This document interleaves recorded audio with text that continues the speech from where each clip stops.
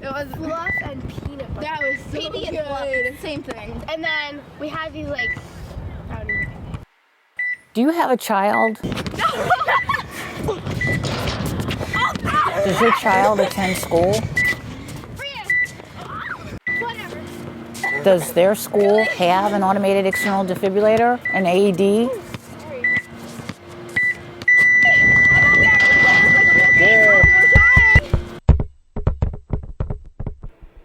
We were at the game, and as we was approaching halftime, was the first time that Greg Moyer did enter the game.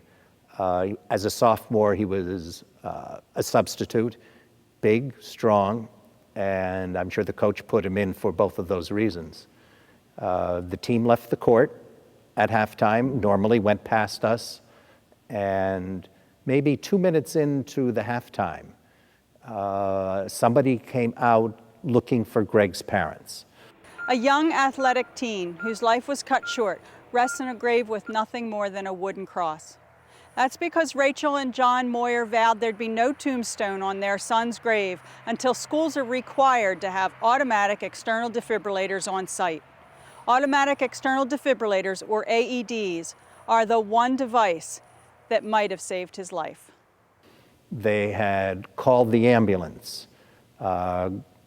There wasn't panic, there was extreme emotion. I remember Katie Moyer, Greg's sister, "Breathe, Gregory, breathe."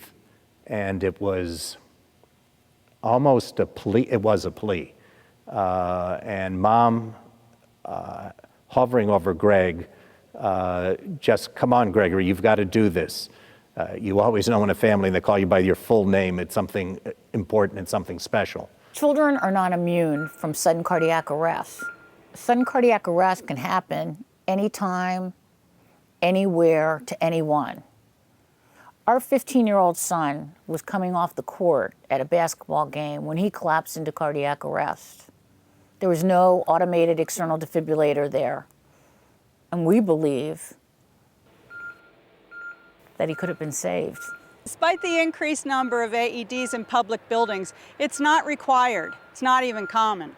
Despite the fact that sudden cardiac arrest is the #1 natural cause of death in America, or that AEDs are the only tool to offer a chance at surviving sudden cardiac arrest, it's still seen by far too many as just an added cost to the budget. Everyone standing in awe, wondering, why are we here? What's happening? This young, strong boy.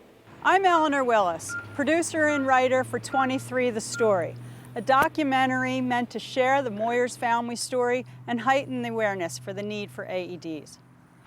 Meeting Rachel had a major impact on me. This family had endured the tragic loss of a child, and where statistics show most families fall apart, they strengthened theirs and turned a negative into a positive. But for Rachel and John Moyer, whose son still lies in an unmarked grave, all they see are the unnecessary deaths where AEDs were not available. Everybody was helpless, waiting for the ambulance.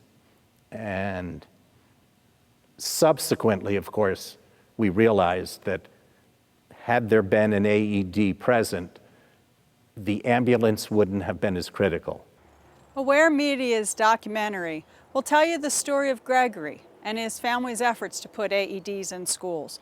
It's funny, so many people we've spoken to, parents, executives, even lawyers, all assume that this is already a law, and yet here we are with our children at risk. We're hoping to bring awareness to this problem and influence, if not the schools and the politicians, then the parents, convincing them that we as individuals need to insist that public buildings, especially those that house our children like schools, be equipped with AEDs. We're asking for your financial support to make sure that this message is heard. Building codes mandate the placement of fire extinguishers and water fountains. Codes also mandate that schools have first aid kits and school nurses for our children's safety. Your voice is needed until the placement of AEDs are as important as the fire extinguishers, because both tools save lives. And then there's the water fountain to provide drinking water. In fact, most schools are required to have 1 per 100 students. Really, I've asked around, who still drinks from those fountains? I've heard schools that actually tell parents to send water bottles to school with their children, and parents that tell their children not to drink from the fountains. Yet every school has to have moldable fountains.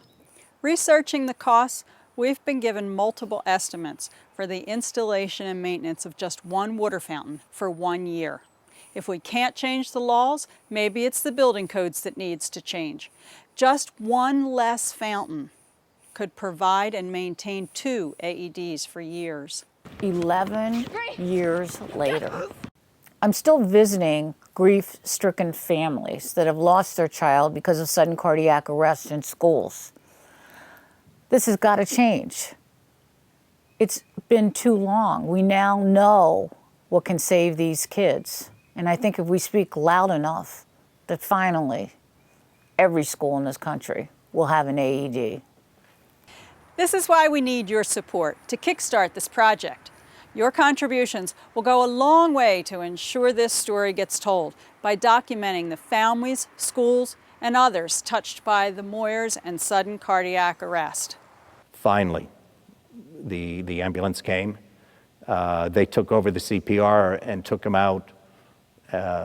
We followed down to the hospital to find out all too quickly that he died in the ambulance. We're not sure that he was alive going into the ambulance, but he died in the ambulance on the way. When Greg died, I thought when people found out that an automated external defibrillator would have probably made the difference between life and death for him, that the school districts would just go out, they would get them to protect their kids. And then, you know, as time went by, it wasn't fast enough. And one of the commitments we made was that we would not put a headstone on our son's grave until there was an AED in every school in this country. And I thought at the most it might take 2 years. And now, 11 years later, I'm baffled. I am overwhelmed. I'm heartbroken. But I feel as though I made a commitment to our son that in his memory, this is the least that we could do for the 15 years of joy and happiness he not only gave us, but a lot of other people. And there's some kid out there that we're going to save because we continued his legacy. But there's no excuse. We don't want another kid to die to prove, yes, there should have been an AED in that school. $1,000, whatever they exactly cost these days, can save a life. And you said that's not a good $1,000 we spent because we may never need it. It's like not having insurance.